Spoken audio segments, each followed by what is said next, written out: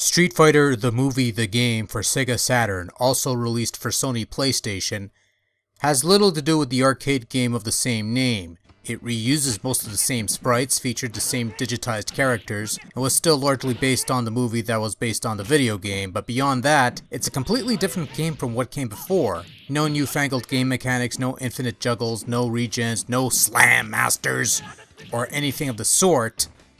No, Street Fighter the movie the game on the home consoles is a reconfigured version that plays more like Super Street Fighter 2 Turbo, but with significantly lesser production values and polish.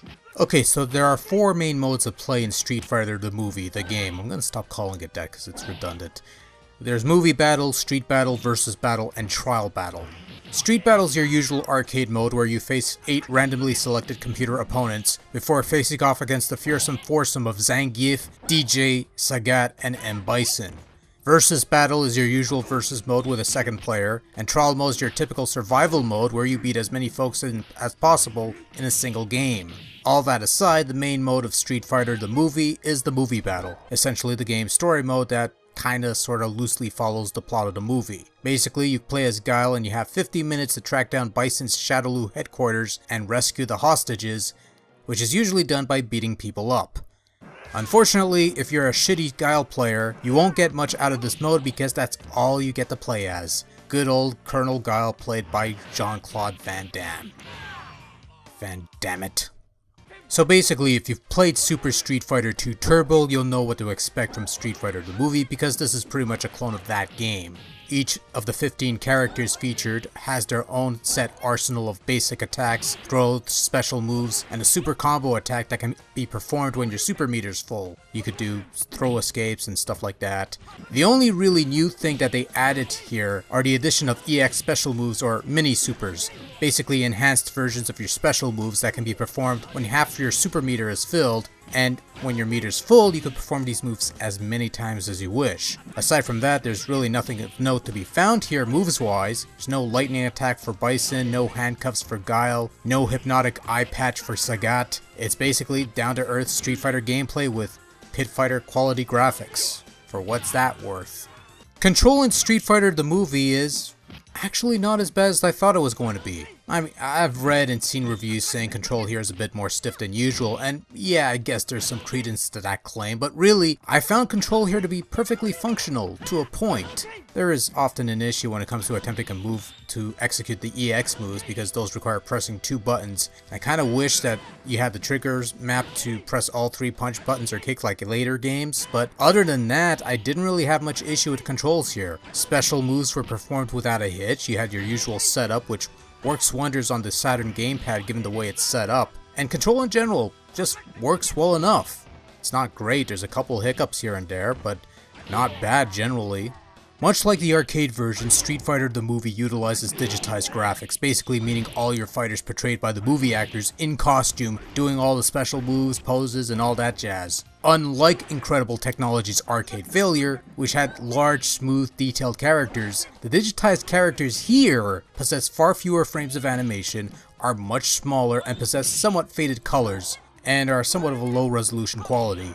The characters move smoothly, but the lack of frames make for some really awkward walking animation. Even the original Street Fighter 2 arcade game had smoother animation than this, or at the very least just faked it better.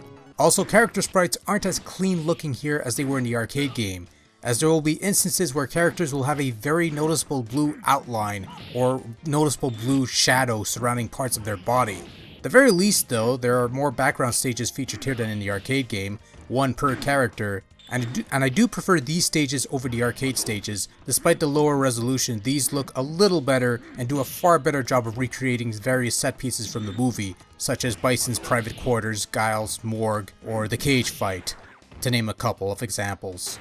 Sound-wise, well, let's go with the obvious, huh? Replacing all the arcade dialogue, which were originally done by the actors themselves, with the Japanese voice actors, some of which might have been in later Street Fighter games maybe. I don't know, some of them sound similar to the voices in Street Fighter Alpha at least, but regardless, Ken fans can now rejoice as he now has the proper move calls rather than just saying them in English like the arcade game. Unfortunately, they gave Van Damme an even worse accent than before, but hey, at least he says Sonic Boom now, so as far as in-game music goes, meh. I mean, meh.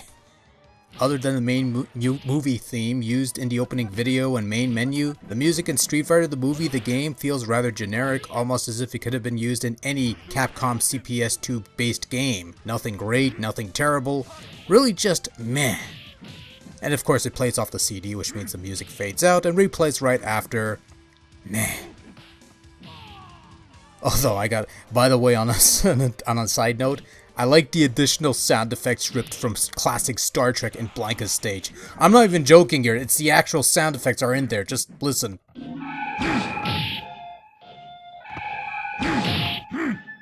Oh man, this is fantastic.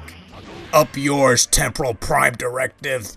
Comparing and playing the two iterations of a video game based off a movie based off a video game is almost night and day. Street Fighter the movie, the arcade game, is something of an interesting failure if nothing else. A game with loads of ambitions and ideas that ultimately collapsed under its own hubris. Street Fighter the movie, the console game, on the other hand, played it safe and molded itself into a bargain basement version of Super Street Fighter 2 Turbo. The end result is something that is nowhere near the disaster that is its arcade counterpart, but it's also nowhere near as interesting, and at the same time, despite some minor additions and some new content, this feels like a lesser version of a much better Street Fighter game, but at the same time, it's not completely worthless.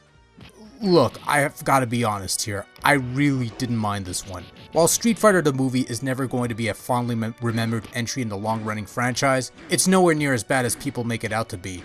At worst, it's a paler, not as good imitation of a much better Street Fighter game with a funky graphical style. But at best, Street Fighter the movie is actually a pretty decent Street Fighter game. Plays about as well as you expect it to, controls pretty decent, if nothing else, it's at least something different, that has to count for something. Overall, if you've never played a Street Fighter game before, don't let this be your first one. This is probably not the best introduction to the series. Go with Street Fighter 2 instead.